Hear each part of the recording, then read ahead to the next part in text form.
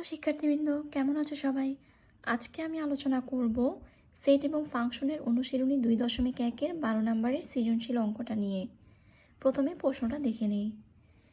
100 জন শিক্ষার্থীর মধ্যে কোনো পরীক্ষায় 65 জন শিক্ষার্থী বাংলায়, 48 জন শিক্ষার্থী বাংলা এবং ইংরেজি উভয় বিষয়ে পাস এবং 15 জন শিক্ষার্থী উভয় বিষয়ে ফেল করেছে।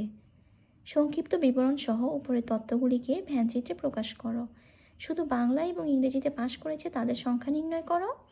উভয় বিষয়ে পাস এবং উভয় বিষয়ে ফেল সংখ্যাদ্বয়ের মৌলিক গুণনীয়ক সমূহের সেট দুইটির সংযোগ সেট নির্ণয় করো।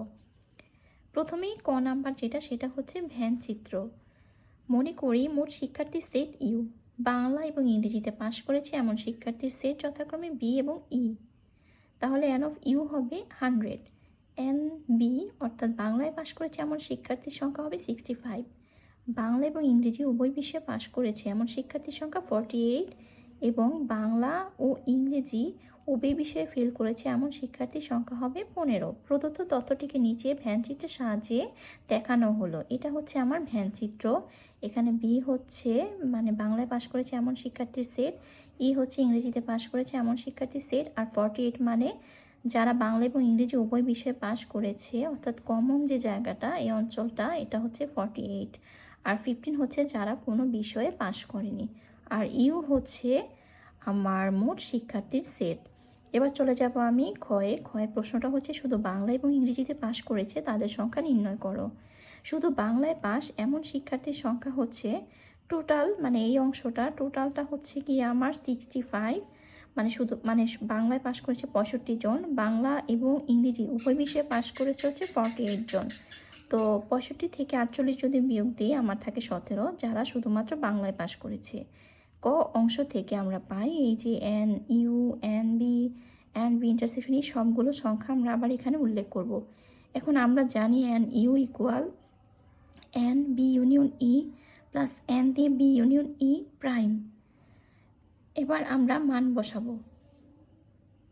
এবার যদি আমরা মান বসিয়ে দেই, মানে এন ইউ এর মান 100, তারপর এন বি ইউনিয়ন ই এর মান তো আমরা বের করব, আর এটার মান হচ্ছে 15। ক্যালকুলেশন করার পর থাকে 85। তো শুধু ইংরেজিতে পাশ করেছে এমন শিক্ষার্থীর সংখ্যা হবে 85 মাইনাস 17 প্লাস 48। তাহলে কত হবে 85 মাইনাস 65, আর আলটিমেটলি রেজাল্ট হবে হচ্ছে 20। মানে ইংরেজিতে পাশ করে এমন শিক্ষার্থীর সংখ্যা হবে 20 জন। এখানে 17 আমি লিখেছি এই যে এখান থেকে, আর 48 হচ্ছে মানে 48 জন তো উভয় বিষয়ে পাশ করেছি, এই কারণে আমি এখানে 48 লিখেছি, কারণ শুধু ইংরেজিতে পাশ এমন শিক্ষার্থীর সংখ্যা আমাকে বের করতে বলা হয়েছে। এবার ভ্যানচিত্র হতে পাই শুধু বাংলায় পাশ এমন শিক্ষার্থীর সংখ্যা হচ্ছে আমার 17 জন, শুধু ইংরেজিতে পাশ 20 জন। তাহলে শুধু বাংলা এবং শুধু ইংরেজিতে পাশ করে এমন শিক্ষার্থীর সংখ্যার সমষ্টি হবে 17 প্লাস 20 জন, অর্থাৎ 37 প্লাস 37 জন। এবার গ নাম্বার প্রশ্নটা ছিল আমার মৌলিক গুণনীয়ক সমূহের সেট দুইটির সংযোগ সেট নির্ণয় করো।